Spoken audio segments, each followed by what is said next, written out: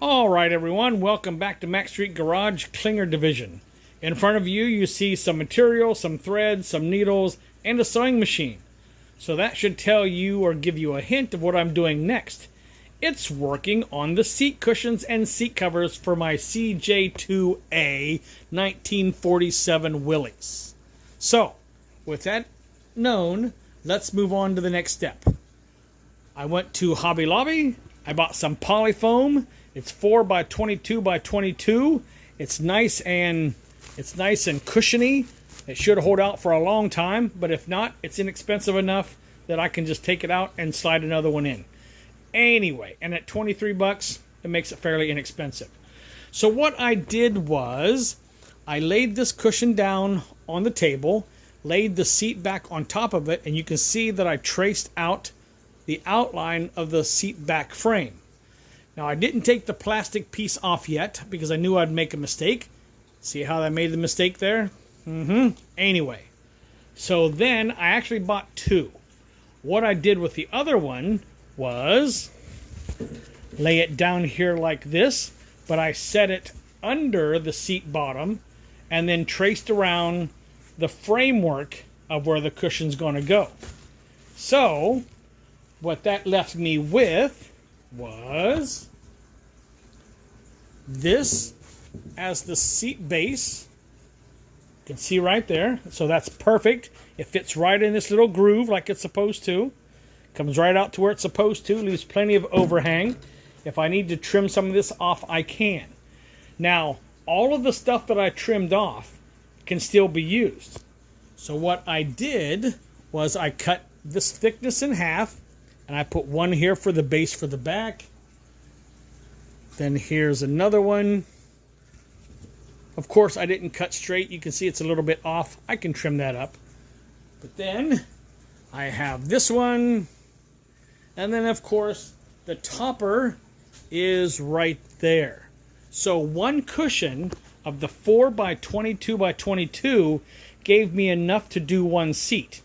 Now, again, that one isn't cut quite straight. I'll straighten that out and it'll fit perfectly.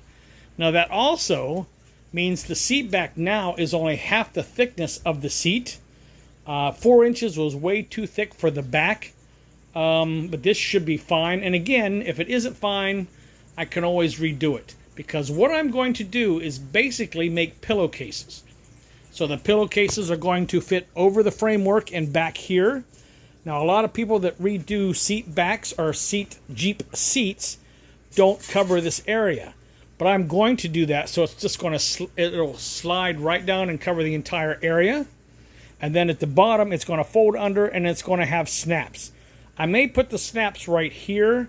I'm not sure, but wherever it would be, one snap would come up this way, and the other top flap would come over and snap under to keep it as water resistant as possible.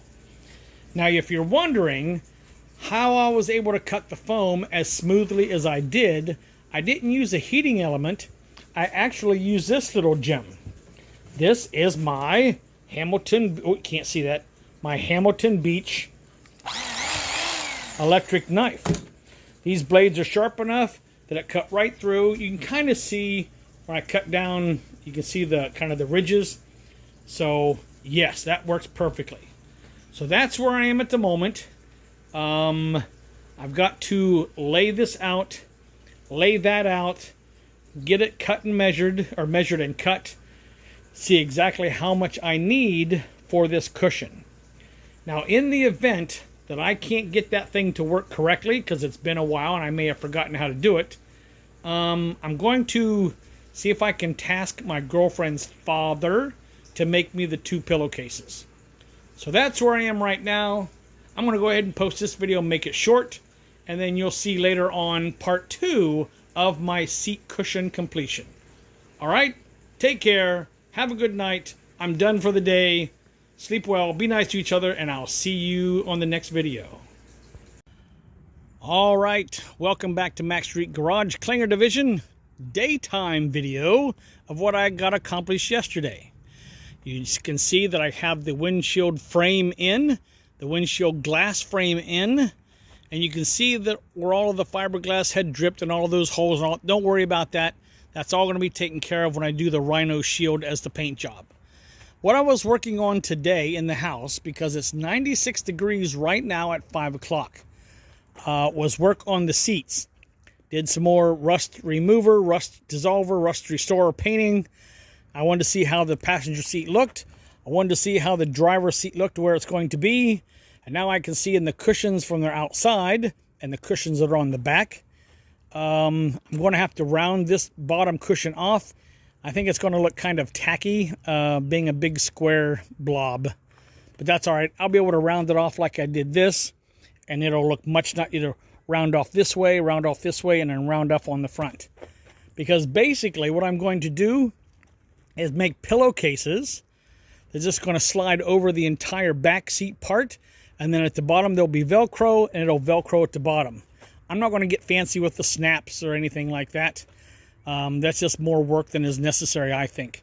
And on the bottom, again, going to make a pillowcase, fit right over top of that the seat, and then put Velcro on the bottom to hold it to either the wood or the metal that I'm going to put on there, and then Velcro it shut in the back. This way, if something tears or it needs to be cleaned, I just unvelcro it, throw it in the washing machine, wash it, bring it back out, and put it on.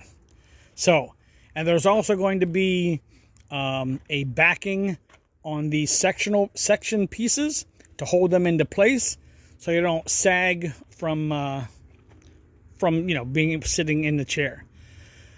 So that's all I'm going to video for right now. I'm going to go inside because I've been out here for about 10 minutes trying to make this video, and I am baking. So take care of yourself, be nice to each other, enjoy the weather wherever you are because it's beautiful here, and I'll see you in the next video. Bye-bye. All right, ladies and gentlemen, welcome back to Max Street Garage. I have my tripod set up here. See if I can get a little bit closer. What I've decided to do was go ahead and change this key switch. Here's the new key switch, still in the bag. Haven't done anything with that yet.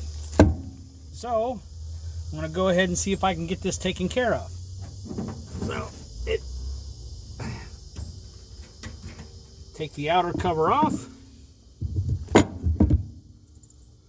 Take the good old channel locks.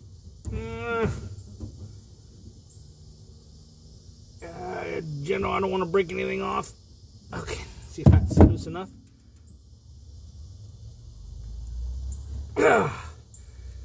Okay, well, so far so good. Guess I probably don't want to lose this. Probably don't want to lose that washer either. Alright, set that down there. And that, I suppose, is that. Let's see if I can lower this down some. That is that. So now, it's just a matter of double checking, making sure, I definitely don't want to lose these keys, making sure this is the same. Of course, I can't see that. I'm going to have to go get one of my little brushes to clean that off, because as I take the wires off of this one, I want to be able to put them on the same pole on this one, and then I can put it all back together. So let me turn this off for just a second and go get one of my brushes. Alright, we're back. There's my brush. Sort of like a toothbrush, but different. You could brush your teeth with this, I suppose, but, well, not now, but anyway. So, clean that off so I know which one that is. It does not get... Alright. Okay, that one says...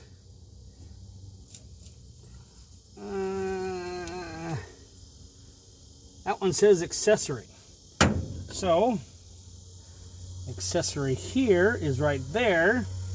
So logic would dictate that this being the ground goes there, and then the other two